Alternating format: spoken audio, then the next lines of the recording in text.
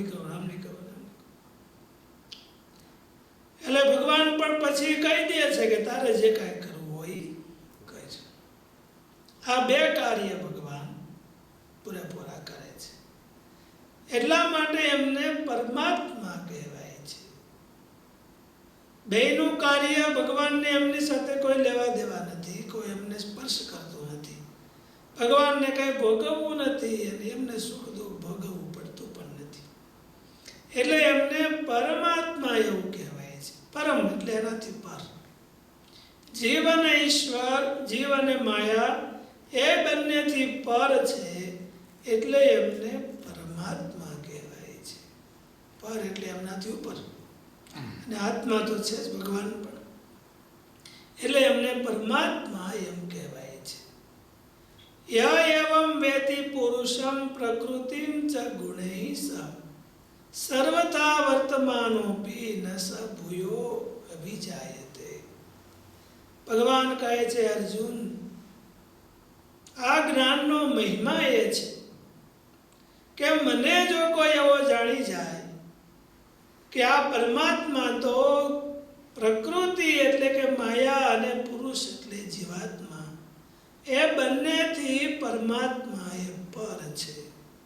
જો એવું કોઈ જાણી જાય યથાર્થપણે તો ના ભૂયાય કલ્પતે, તો એમને ફરીને જન્મ લેવો પડે નહીં. એવું ભગવાનના જ્ઞાનમાં મહિમા છે. અને જગતનું જ્ઞાન જો ભૂલે થઈ જાય તો એમને પાછી જન્મ મરણની સાયકલ થઈ જાય છે. એટલો જગતના જ્ઞાનનો પ્રભાવ છે. બે પોતપોતાના ક્ષેત્રમાં ફૂલ કાર્યરત છે.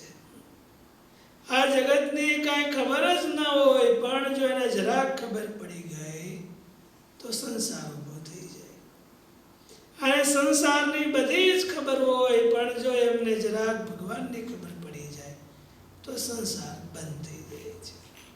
સ્વિચ ભાઈ કેવડી હોય, એટલી બધી લાઈટો છે, એમાં સ્વિચ કેટલી હોય? એક સ્વિચ હોય, માસ્ટર સ્વિચ, તો જરાક આમ ઉપર કરે તો પૂરું થઈ જાય.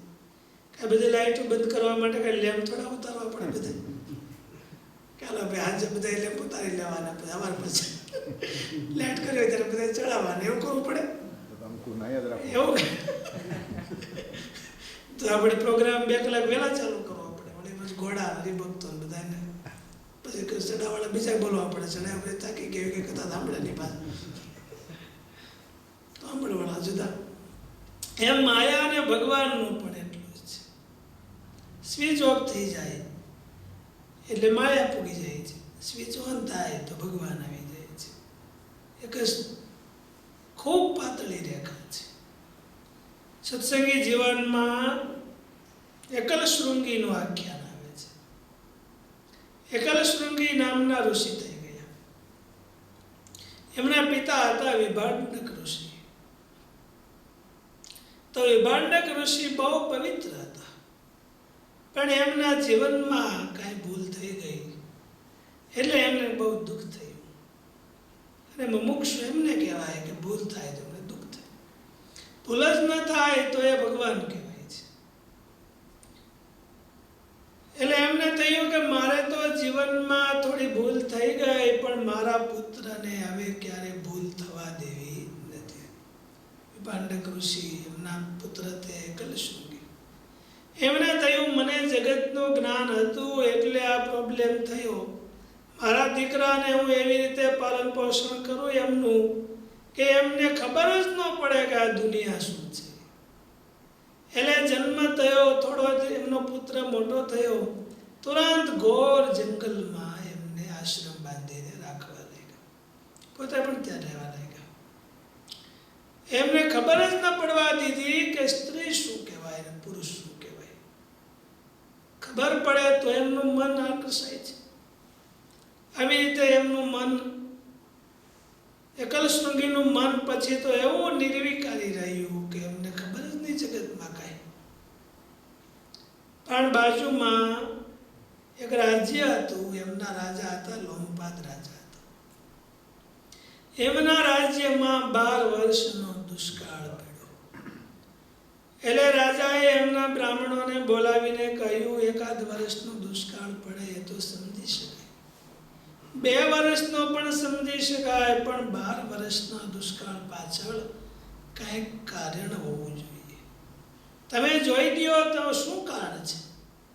ત્યારે એમના બ્રાહ્મણોએ જોયું અને કહ્યું કે તમારા પૂર્વજોએ કોઈ બ્રાહ્મણોનો અપરાધ કર્યો છે અને અપરાધના ફળ રૂપે આ દુઃખ બધાને ભોગવવું પડે છે. તો આમનું કાંઈ પ્રાયશ્ચિત સમાધાન ખરું?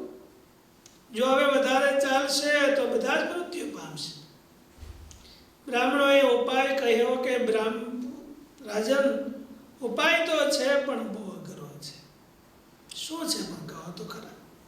તો એ તમારાથી થઈ શકે એમ નથી, માટે એ રહેવા દો. નહીં, તમે ઉપાય એટલીસ્ટ કહો તો ખરા, અમને ખબર પડે કે ભાઈ શું ઉપાય છે. થઈ ન ગયો તો કાંઈ નહીં.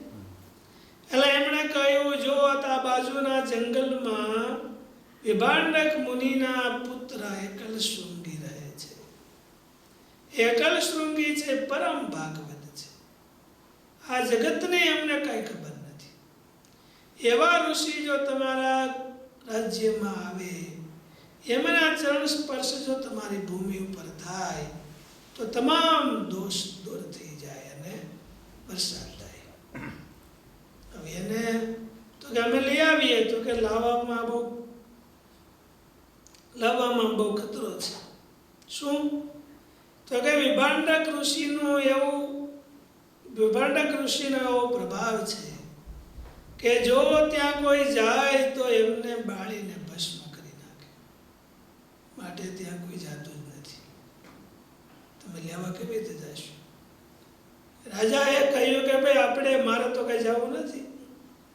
રાજ્યમાં આપણે જાહેર કરીએ, આ ખતરો પણ જાહેર કરવાનો કે ભાઈ જો આવી રીતે આ છે, કોઈને જવું હોય તો બોલો, બહુ મોટું ઇનામ મળશે, પણ જે હોતી જશે. 2 વાત છે.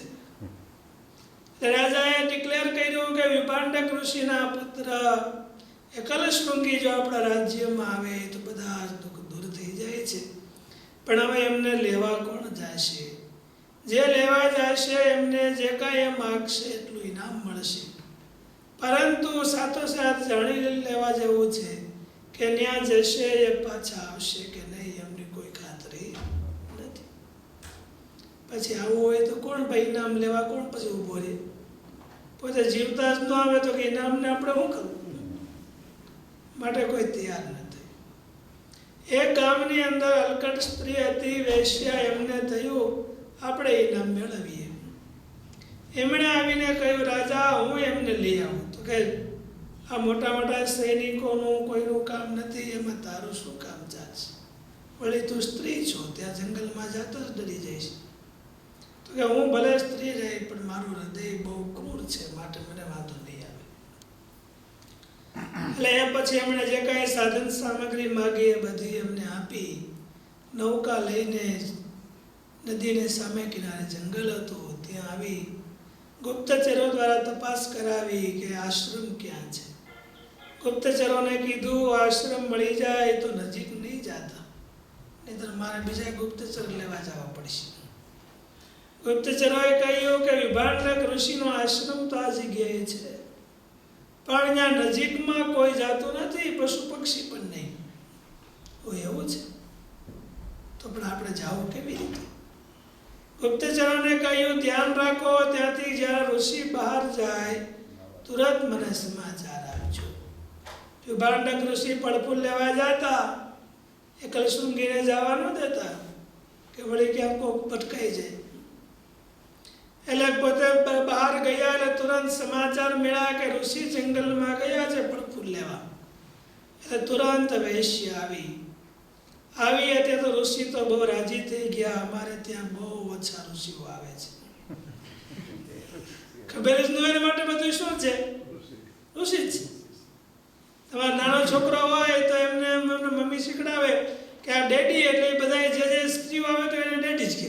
તમને અનુભવ હોય કે પેલો ડેડી કેવા શીખે તો એ બધા ડેડી જ કહે. 2 પગવાળા હોય, ઊભા હોય, બધા ડેડી. પછી એના મમ્મી વળી વિભાગ પાડી દે કે આ તારા ડેડી નથી, આ રિંકુના ડેડી છે. તો એવું હોય, મારા જુદા જુદા ડેડી છે. એમ કરતા કરતા એમને એટલે ઋષિ તો મોટા હતા પણ હજી એમના મમ્મીએ જ્ઞાન આપેલું નહીં. ડેડી તો આપવા માગતા જ નહોતું. એટલે એને થયું આ કોઈ ઋષિ આવ્યા, હૃષ્ટપુષ્ટ છે, વળી જટા પણ મોટી છે. સ્ત્રીઓને વાળ તો હોય જ. એમને માન્યો કે આ તો જટાવાળા ઋષિ છે, વળી હૃષ્ટપુષ્ટ છે. એટલે એમણે આમ જેની રીતિ પ્રમાણે દર્ભાસન, જે દર્ભનું હળિયુંનું આસન બનાવેલું એ આપ્યું. એટલે આ તો એમણે સ્ત્રીએ તો આમ ફેંકાવી દીધું કે આવું આસન હોતું છે. એકદમ સરસ મજાનું મખમલનું કાઢ્યું. જો આનું નામ આસન કહેવાય. ઓ આવું આસન એને કોઈ જોયેલું નહીં. પછી ઋષિ મુનિના પાણી આપવા માટે ઓલા નદીનું પાણી તુંબડીમાં છે તો કે આ એને નાખી દીધું અને સરસ મજાના કોકા-કોલા લઈ આવી છે. એમની આપણે શરબત કહેવાય તો કોકા-કોલા જ કહેવું પડે. અને વળી સરસ મજાની બાટલી બધું આ તે બધું અને આપ્યું, કહ્યું જો પીવો. ઓ આવું પાણી તમારા હશે? તો કે આવું અમારી નદીઓમાં પાણી વહે છે, એવો અમારો તપનો પ્રભાવ છે. અને જો કેવો પ્રભાવ કહેવાય. આપણે તો ક્યારેક પાણી હુકાય થઈ જાય નદીઓમાં, અને આને તો આવું સ્વીટ પાણી. અને આસન શું છે તો કે એવી અમારા ઝાડવાઓની છાલ થાય છે, ડાયરેક્ટ. તો કે આવા ઝાડ તમારા જમવા માટે ફળ ફૂલ આપ્યા, સુખા ઘણા દિવસના જૂના પીડાય છે, નવા તો હજી લેવા ગયા હતા. તો કે આવા ડ્રાય ફ્રૂટ નો હોય. આ ડ્રાય ફ્રૂટી નથી, આ તો ડ્રાય થઈ ગયેલા છે. આવા હોતા છે, સુકાઈ ગયેલા છે, દાંતમાં હલવાઈ જાય તો કાઢવા ભારે પડે. અને પેંડા અને મેવા મીઠાઈ લાવી હશે એ આપ્યું. જો કે આવું તો કે આ ફ્રૂટ જ્યાં મોઢામાં મૂક્યું ત્યાં થયું. જેના આશ્રમમાં આવા ફ્રૂટ થતા હોય, એટલા સરસ પાણી જેની નદીઓમાં વહેતા હોય, જેમના ઝાડવાઓ પર આવા સરસ મજાના આસન થતા હોય, એ ઋષિઓનું તપ કેટલું અદ્ભુત હશે. એમ જ કલ્પના થાય ને તે કેટલો અદ્ભુત હશે. એટલે થયું ત્યાં પણ ઓલા ઋષિને આવવાનો ટાઈમ થઈ ગયો. ગુપ્તચરો દ્વારા સમાચાર મળ્યા, ઋષિ હવે પાછા રિટર્ન થઈ ગયા છે, માટે જલ્દી કરજો. એટલે તુરંત એ તો જતી રહે. હવે અમારે સંધ્યાનો ટાઈમ થઈ ગયો છે.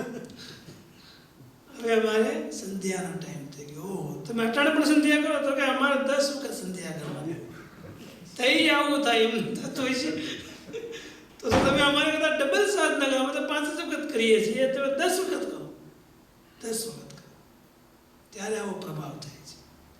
એમ કરીને તો જતી રહી, પણ એમનો સંગ થયો, પાણી પાયું, અનાજ ખાધું. એટલે ઋષિના શરીરમાં પણ જોગુણ વ્યાપી ગયો. વિભાંડક ઋષિ આવ્યા, જોયું ત્યાં તો ચંચળ થઈ ગયેલા. અરે તને આ શું થયું? ચંચળ કેમ થઈ ગયું? અરે પિતાજી, તમે મને કોઈથી બહારગામ લઈ ગયા? અહીંથી ક્યાંય તમે આશ્રમમાંથી કાઢો? આ જંગલમાં તો કેવા મોટા મોટા ઋષિઓ, જીવન મહાન ઋષિઓ રહે છે, તમે મને કોઈથી ક્યાંય લઈ જ નથી જતા. અરે બેટા, આ જંગલમાં ભૂત પ્રેતાદિ કોઈ ઋષિ રહેતો નથી. હું આખા જંગલમાં વિચરણ કરું છું. હું કયું છે નથી રહેતો? આગળ થોડી વેલા પહેલા ઋષિ આવ્યા હતા, અને હું એમના નદીઓના જળ એટલા બધા મીઠા હતા, એમના ફળ કેટલા સરસ, એમના વૃક્ષોના બધા એના આસનો હતા એમની પાસે. તમે મને કોઈ દે આવું લઈ આવી દીધું? ઋષિને થયું, વળે આને કોણ ભટકાઈ ગયો? એટલો ટાઈમ તો મેં ધ્યાન રાખ્યું, વળે આ ભટકાઈ કોણ ગયું? બેટા, એવું હોય એને કહી દેવા કે તમે જલ્દી જતા રહ્યો. એ ખોટા આ ભૂત પ્રેતાદિક હોય, તમને તને છત્રી જશે. તને બહુ ખબર નથી હજી કે દુનિયા શું ચાલે છે. પણ નાના છોકરાને એવું ન હોય કે મને ખબર નથી હોય. એમ જ મારા ડેડીને ખબર ન હોય. ડેડી, તમને ના ખબર હોય? તમે ઇન્ડિયા મોટા થયા, અહીંયા કેમ ધંધો કરો હોય તમને ખબર હોય? તમને ના ખબર હોય, એમ જ કહેતા હોય. એટલે ઋષિને થયું, હવે આપણે ફળ ફૂલ લેવા હમણાં જવું નથી. વળી ક્યાંક વળી છોકરો કહો આપણે. એટલે થોડા દિવસ તો ન ગયા, પણ હવે ફળ ફૂલ તો થઈ ગયા. પછી થયું હવે તો જવું પડશે, જઈને જલ્દી આવી જાઓ. એટલે ઋષિએ કહ્યું જો હવે કોઈ આવે ને તો ના પડી દેજે કે મારા પિતાની પરમિશન નથી. એટલે ખોટું આ પાડી દીધી કે તમે ભલે ના પાડો પણ મારા ઋષિઓનું બીજાનો મારે બહાર ક્યાંય જવાનું જ નહીં, અમારા જગતનું કંઈ નોલેજ જ મેળવવાનું નહીં. એમ તમે કેમ જ મારે કેવું રાખવાનું. જ્યારે વૃત્તિ બહાર વહી જાય પછી માતા પિતાને અજ્ઞાની જાણે છે, શિષ્ય હોય તો ગુરુને પણ અજ્ઞાની જાણે છે કે અમને કાંઈ જગતનું જ્ઞાન થવા દેતા નથી. એટલે ઋષિ તો બહાર ગયા પડપું લેવા, અને આ વેશ્યા તુરંત લાગા જોઈને આવી. ત્યાં તો ઓલા ઋષિ ઉતાવળા થઈ ગયા હતા મળવા માટે કે આવો આવો આવો, અને એ પણ બધું લઈ આવીને કહ્યું જો તમે કોઈ હું 2 વખત અહીંયા તમારા આશ્રમમાં આવ્યો, તમે મારા આશ્રમમાં કોઈ આવ્યા? તો કે મેં ડેડીને કીધું પણ એને પરમિશન ન આવી, પિતાને કીધું પણ એ ના પડે. તો કે એમ તો મારા ડેડી ના જ પડતા હોય તો હું અહીં આવતા હોય, તમારા જેમ પિતા ના પડે મારા પિતા ના નહીં પડતા હોય. તો કે આ વાત તો એવી છે. તો કે હાલો ને તુરંત એમને ઉપાડીને વાહનમાં બેસાડીને અહીંયા લઈ આવ્યા. કેવો માયાનો પ્રભાવ છે.